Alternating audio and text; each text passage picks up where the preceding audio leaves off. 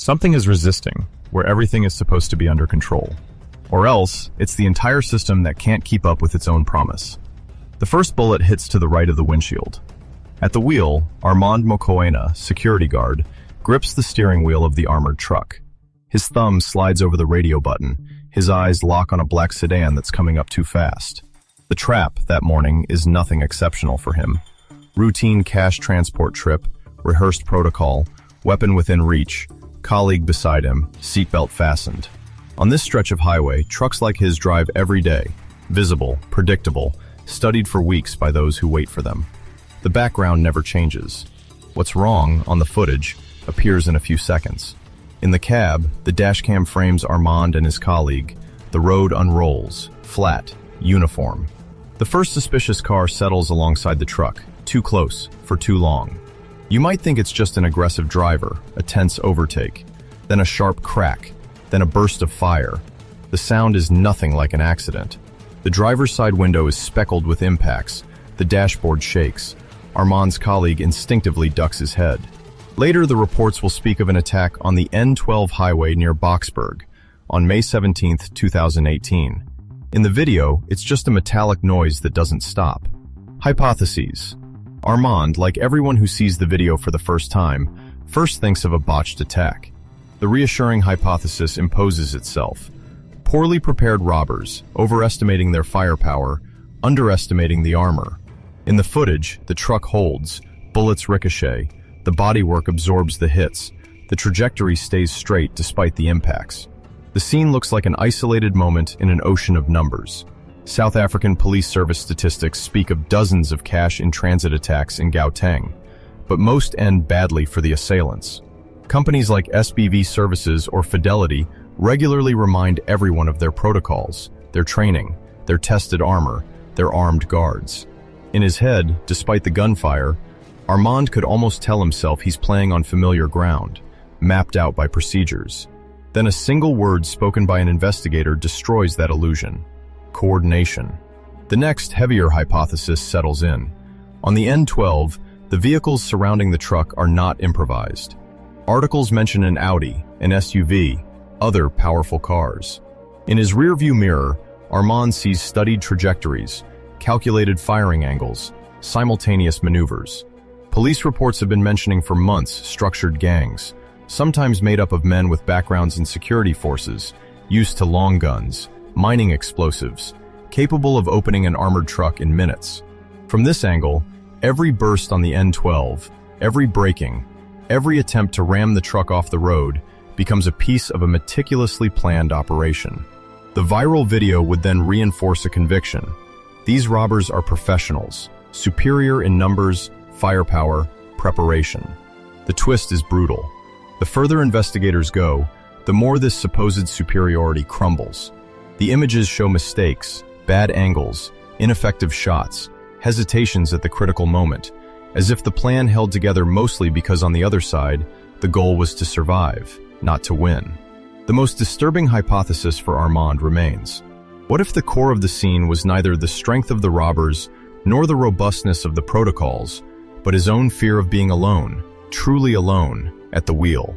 The specialized units, the Hawks, the firm statements by Becky Chele, the Sitasa press releases, all weigh in the background. In the cab, however, there are only two men, and one of the two is shaking so much that he's almost useless. The silence in the cab fills with short breaths. The wall.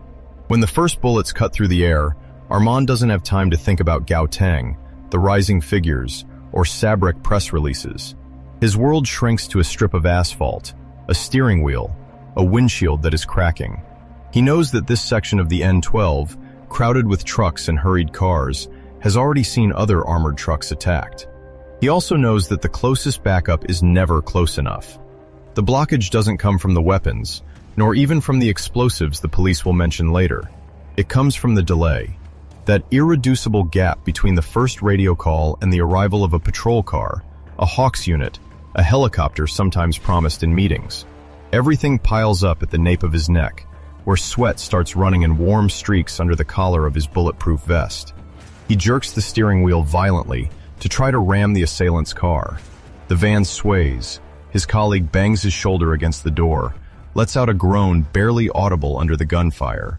The radio spits out fragments of voices, but they are only distant sound silhouettes, with no sirens behind them. Armand repeats coordinates into the mic, an axis, the mention of Boksburg, automatic gunfire. The reply is calm, almost administrative. Message received. Teams on their way. The wall is there. Between the attack and the response, a gap of minutes. In those minutes, nothing physically comes between him and the men who are shooting. The announced reforms, the strengthening of specialized units, the promise of targeted operations, all that floats far above the N12. He grips the steering wheel until his knuckles turn white, feeling a dull burn in his right palm where the textured plastic is starting to wear into his skin. He knows the robbers are counting precisely on this time vacuum. They know that on this route, in this province already saturated with attacks, response time is their best ally. The detail that hurts, he feels it in his left arm. After so many brutal maneuvers, a tendon pulls, a sharp pain shoots up to his shoulder. Every attempt to ram the enemy car wrings a silent grimace from him, invisible on the video but very real. He vaguely thinks of unbuckling his seatbelt to move more freely, but his training screams at him to stay strapped in. His colleague, meanwhile, is trying to load his weapon, fingers slippery, the magazine snagging, the metal refusing for a moment to snap into place. In this compact moment of panic, the grand national strategy against cash-in-transit heists boils down to a single magazine that doesn't click in properly. Time dilates. Around them, civilian drivers brake, swerve, some film, others slump over their steering wheels. The highway, described in reports as a major axis between Johannesburg and Imalaleni, becomes a narrow corridor where every vehicle is a potential obstacle, or a shield. Armand has to choose: stay in the center, try to escape, or use these cars against his will as a barrier between him and the assault rifles. He chooses to stay aggressive, to make contact, to turn the van into a battering ram. Each impact shakes his ribcage, his right ear buzzes, his right hand slips for a moment on the sweat-soaked steering wheel. At this point, the only thing keeping him from completely breaking down is neither the promise of backup nor the prospect of an investigation. It is habit, instilled by the company that employs him, repeated in briefings. Do not stop. Do not yield the trajectory. Keep control of the armored transport vehicle. Everything else, psira, the laws, the speeches about private security, is absent from the cabin. What remains is that insistent friction between his palm and the rough plastic, that burning point reminding him that if he lets go, even for a second, the wall won't be administrative or political. It will be the van's metal torn open by explosives, somewhere a few hundred meters further down the road. The experts. Private security specialists agree that Armand's reaction almost perfectly illustrates survival protocols in the event of a cash-in-transit attack. In the debate, some nevertheless point out that this focus on maintaining trajectory hides a vulnerability: total dependence on a single driver for the entire critical segment.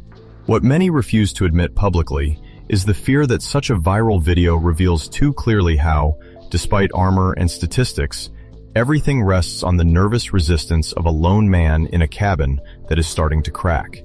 The conclusion remains unresolved. Resolution. After the brutal end of the video, when Armand opens the door with his assault rifle in hand, the media story really begins. The first news flashes speak of a spectacular attack near Boksburg, of explosives used to open at least one van, of several robber vehicles found burned not far from the N12. SAP's statements confirm the use of heavy weapons, explosives, and organized group. Photos circulate showing charred shells, casings littering the roadway, black holes in the asphalt where the blast bit into the highway. In this narrative, Armand quickly becomes something other than a simple driver. The media dub him the cash-in-transit hero. His former police training is mentioned. His driving skills are dissected and praised. His company issues a statement commending his cool head, mentioning psychological support, speaking of rewards. The video, shared on Facebook, Twitter, YouTube, reaches hundreds of thousands, then millions of views, picked up by international channels. On TV talk shows, They replay in a loop the moment when he tries to ram the assailant's car, then the one where he grabs his rifle. Behind the scenes, however, the investigation runs into the same dense material as all the others. The Hawks collect explosive samples, identify likely weapons, cross-check burnt-out vehicles with reported thefts. Suspects are arrested in related cases, sometimes presented as linked to cash-in-transit heists around Johannesburg. Some will appear before regional courts. Others will remain anonymous silhouettes in laconic press releases. For Boksburg, some leads are becoming clearer, but not everything will be published. Not everything will be judged in the camera's glare. For Armand, the crack lies elsewhere. For days, maybe weeks, he replays the images that the internet sends back to him. People show him his own fear in slow motion, framed by headlines that talk about courage. In his interviews, he explains his actions. Keep the trajectory, try to ram, exit armed once the truck is immobilized. He is praised for his discipline, for his loyalty to protocol, for his ability to stay calm. What he had believed until then was that his job was part of a solid architecture. Powerful companies, a national regulator, a police minister promising to tighten the noose, special operations targeting cash-in-transit gangs. He imagined a robust system, imperfect but structured, in which his role was just one link among many. The video shows him something else. At the exact moment when everything tips over, that system does not exist in his cab. There is no helicopter over him, no backed-up intervention unit, no movable barrier closing the N12. There is him, a petrified colleague, a radio that crackles, a pain that shoots up his arm, and a steering wheel he cannot let go of.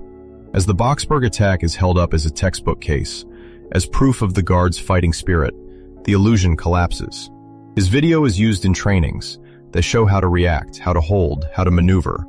They talk less about what is missing, the response time for reinforcements, the intelligence that failed to identify the group early enough, the criminal networks that keep striking elsewhere in Gauteng, despite so-called blitz operations. The statistics of the following years show increases, then decreases, then successive waves of attacks. Boksburg becomes one example among others, a reference cited in reports, sometimes filed under the most spectacular cash-in-transit robberies ever filmed. What Armand discovers over the months is that his story did not close the breach. It illuminated it. Recognition, headlines, mentions of heroism do not fill the emptiness he felt between the first burst of gunfire and the first siren in the distance. That emptiness is not measured in views or shares. It is measured in seconds, in meters traveled on a highway, in burns on a palm, and cramps in a forearm. So when he drives again on a similar road, on another stretch where cash-in-transit trucks circulate, a question keeps spinning, stubborn in his head. Will the next viral video once again show a driver who holds on, or finally a system that arrives in time? Final image.